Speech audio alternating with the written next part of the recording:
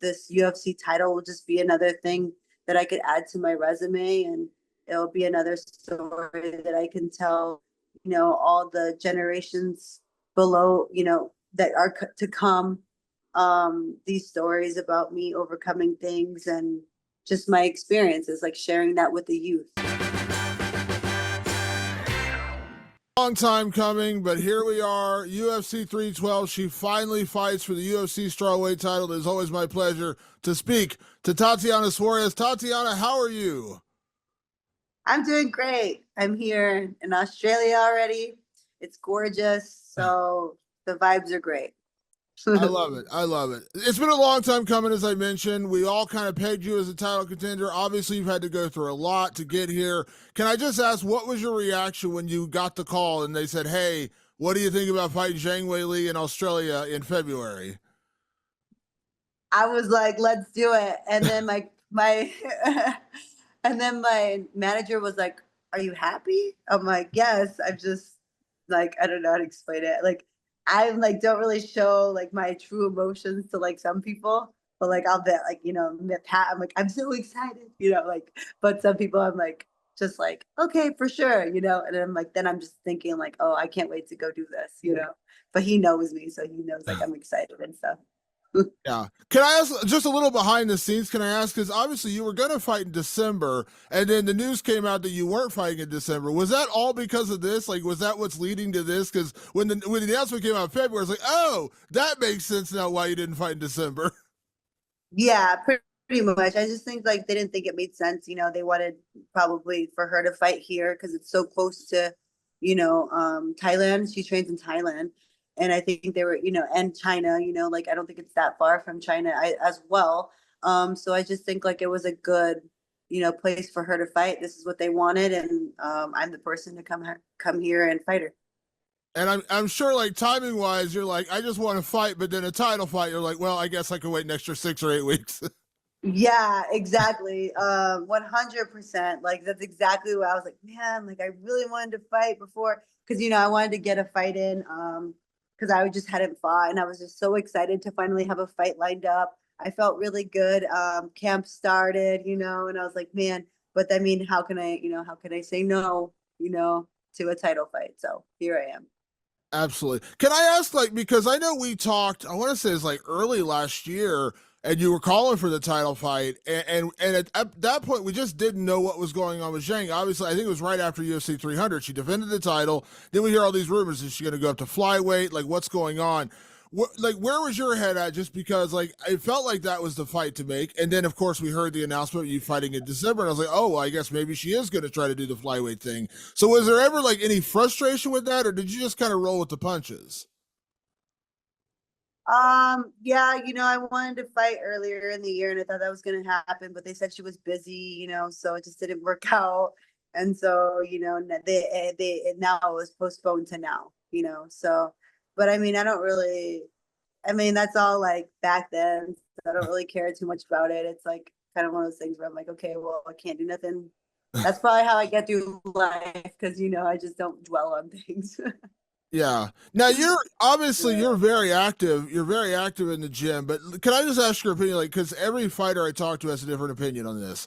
How do you feel about ring rust? Is it real? Is it not real? Some people say, hey, it's only real if it's in your head. Other people say, yeah, I mean, you do have to deal with that. Obviously, you've been in a camp for a while now. You were going to fight in December, so now you're fighting in February. So you've been in camp for a while. So do you play anything into that with the ring rust thing, or do you feel like you've been training so much and you're just like, I'm just ready to go? I'm ready to go. I'm ready to go. So, I just, for me, I train super hard every single week. I trust in my training. So, I mean, I'm usually like the last one to leave every single workout. So it's not like, for me, I'm not like thinking, oh, I didn't train hard enough or I didn't do this, I didn't do that. Oh man, like that's the last thing you want to feel when you're going into a big fight. So for me, I just like trust in my training, know that I work extremely, extremely hard. I push myself super, super hard. And I know that will get me my victory come Sunday. I remember when we talked about the title fight when you were calling for it last year, and I said like stylistically, how do you think you match up with Zhang Weili? And you said, I love the matchup. It's one of the reasons you want it. Like, I love the matchup. Obviously, it's a big fight. It's for a title, but you love the way you match up with her. I never ask about game plan. I never get into those kind of questions. But just can I ask, like, what you thought of Zhang in her last couple of fights? I mean, obviously, she had a battle with Yan Jiaonan at UFC 300. Outside of the Rose Namajunas fights, she's been pretty dominant at strawweight. So just like your opinion on what you've seen out of her, coming into this fight.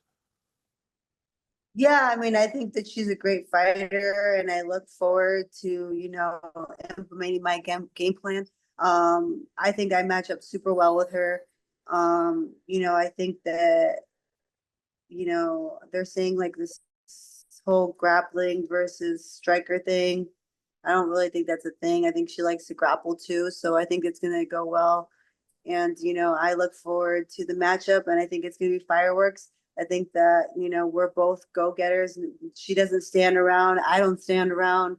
So it doesn't make for a boring fight. I don't think at all. And I think we're both going to go after it. I think we both want to win. We both work really, really hard. So I think that it makes for a good co-main event.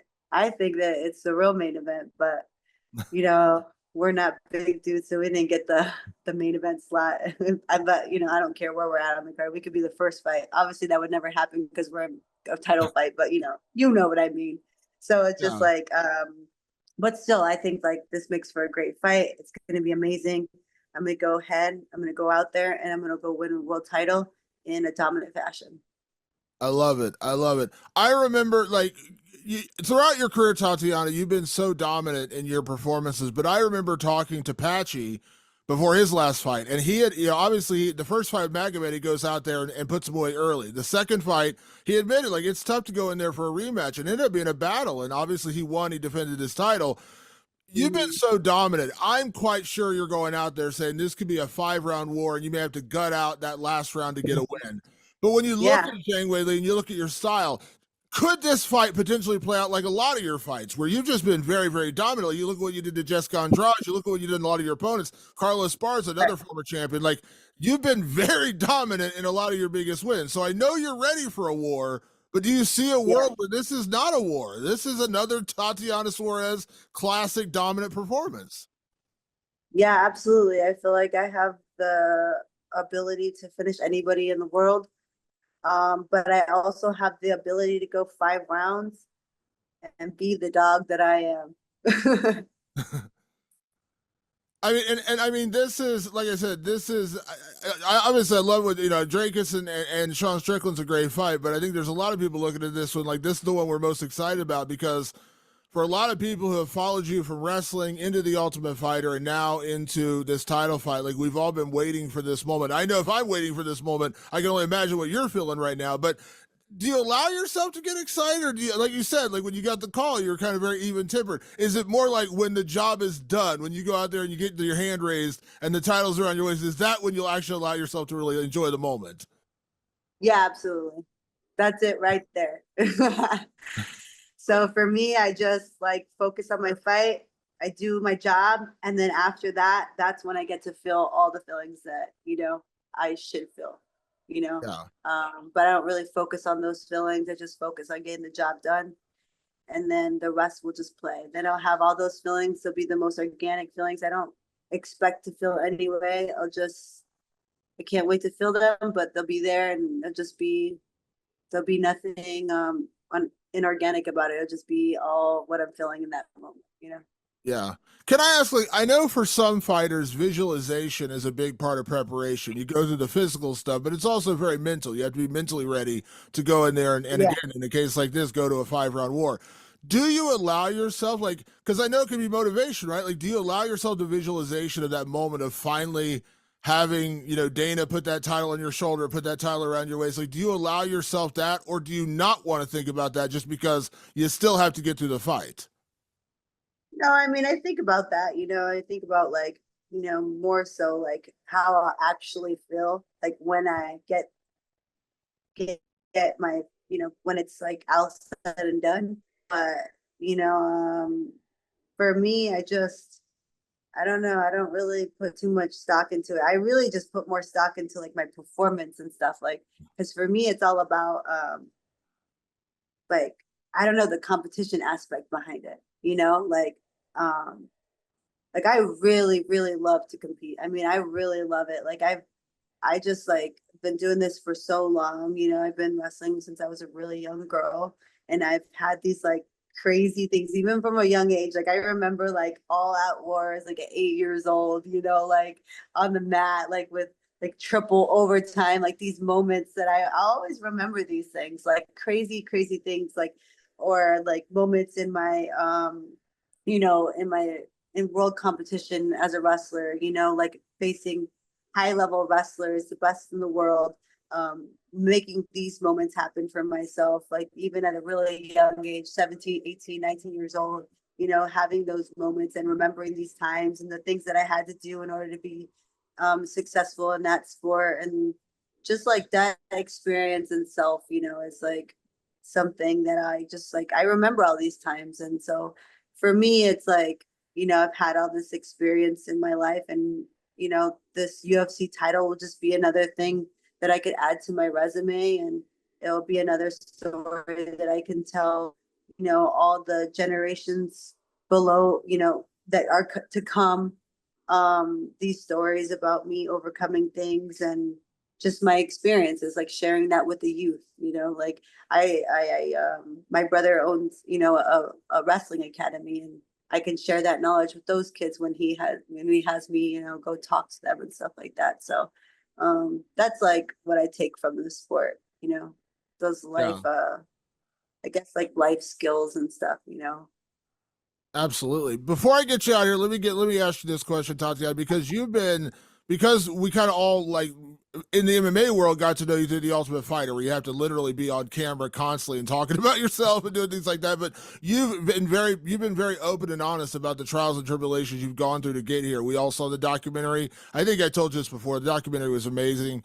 You've think. been very open and honest with everything you've gone through. I know this is such a big question, and maybe this is better to be answered after you have that title around your waist. But do you like getting to this moment? Like, there's got to be like a feeling, right? Because you've gone through so much. Like, you've gone through hell and back to get here. Now you're finally here. You're finally fighting this style. I know they say like the unbreakable Tatiana Suarez. Does it kind of feel that way going in? It's like no one's broken you because you've gone through so much. There's nothing that Zhang Weili is going to do to break you in that fight. Your will, your spirit has been one of your strongest attributes. Of course, you're physically a monster. You're an incredible wrestler. You're an incredible fighter. But do you feel like that spirit, you're carrying all that into this fight? Yeah, absolutely. I mean, that's just part of who I am, like I don't know if like about carrying it. I just think that that's like the person that I am, and that's shaped me into who I am. That's my mind. That's my mindset. That's like, I don't know. My mom said that I was like this from a young age. Like, she kind of knew this about me from a very, very young age. So I don't think that I've changed. I think that I've only gotten, I think that the road here has been this difficult only because, it'll be my legacy, like my brother's school, like that's his motto is like, what will be your legacy? This will be my legacy. Like never, I didn't have an easy path, but I still made it happen for myself. I love it. I love it. Well, I know it's funny. I told Patchy, I said, when you become champion, you guys are going to have like giant cases of title belts. And he's like, we're not going to hang him up and everything like that. We're kind of humble like that. I'm like, come on now. You win the title. Come on. You got like 10 titles. You got to have you got to have like a case of titles in the house. Yeah, I mean, Pat, we have like this little thing his mom put up, and it's like a little, I don't know, like what is that thing?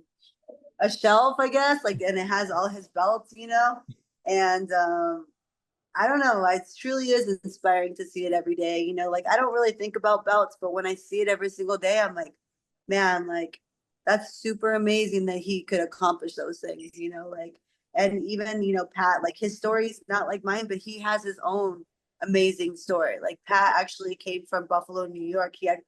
He came from Angola, New York, which is an even smaller town than Buffalo.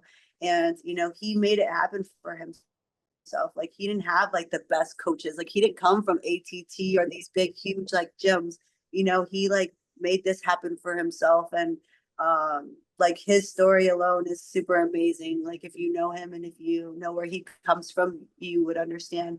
But like he truly is super amazing. So him in himself is like an inspiration to me every single day. Absolutely. Well, Tatiana, for those of us that have followed your journey from wrestling as a wrestling fan and then obviously going into the Ultimate Fighter, UFC, and everything, I'm just excited to see you in this moment. I know it sounds weird, but I'm very happy for you to finally get this opportunity. You've earned it. For those of us who have followed you, I'm just excited to finally see you get this. So I cannot wait. Again, no offense to Drickus, no offense to Sean Strickland, but this is my main event. This is the one I've been so excited for. When I heard about it, I was like jumping up and down excited. So thank you for the time. Obviously, can't wait. Say hello to Patchy over there for me. And I will. He's running around back and forth right here. And obviously, again, best of luck in the fight, and cannot wait to see you next weekend. Thank you so much. I appreciate you.